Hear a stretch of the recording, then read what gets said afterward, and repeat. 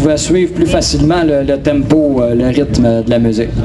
En même temps, ça permettait à la musique de planer un peu plus loin.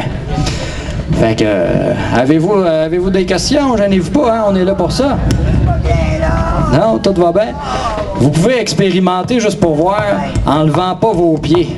Essayez ça pour le fun.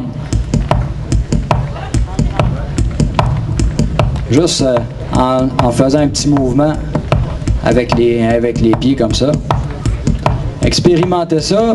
Trouvez votre propre économie d'énergie.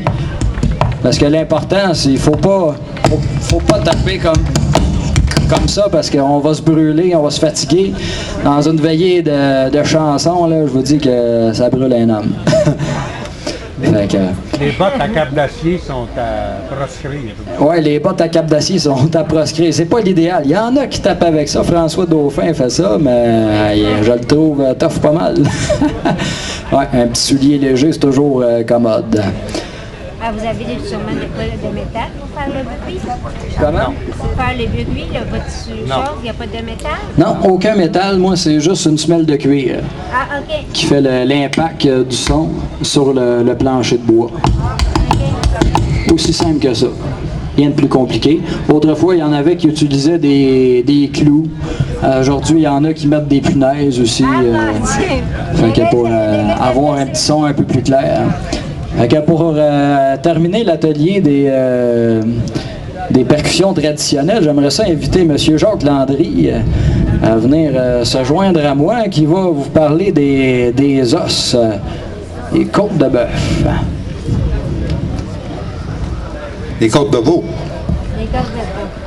Mais initialement, au Québec, c'était surtout des côtes de porc qui étaient utilisées. Mais avec le temps, vous êtes des mangeurs de spare ribs. Ouais. Les côtes levées et les spare ribs ont fait en sorte qu'il n'y a plus moyen de trouver des côtes de porc. Fait que des côtes de veau de 200 livres, c'était l'idéal. C'est ce avec quoi je joue. S'il y a des gens de 90, 100 ans qui sont ici, vous devez peut-être vous rappeler que moi, dans mon jeune âge, à récréation, on jouait du yo-yo. Avec toutes les... Mais avant, dans les écoles de rang, il y avait des petits tracts de 6 pouces. Et puis pendant la récréation, l'idée, ils brassaient les règles de 6 pouces. Donc, à une certaine époque, pratiquement tout le monde savait comment fonctionnaient les os. Moi, la particularité que j'ai, c'est que je les vide. J'enlève la moelle qu'il y a dedans, parce que j'aime mieux les toc-toc que les clic-à-clic. Un peu sur le même principe que les souliers à Philippe. Pas de métal, juste du bon cuir, ça fait un beau son. C'est la même chose pour les os. Quand on donne une caisse de résonance, le son est fait plus toc-toc que clic-à-clic.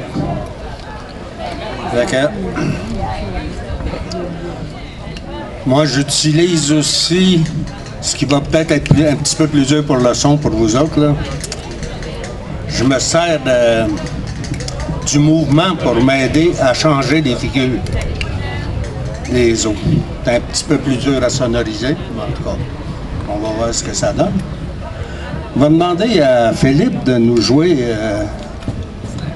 cette air de la Rille de Baleine, tu disais, qui a appris de M. Philippe Bruno, grand accordéoniste du Québec. Ça va donner à peu près ça.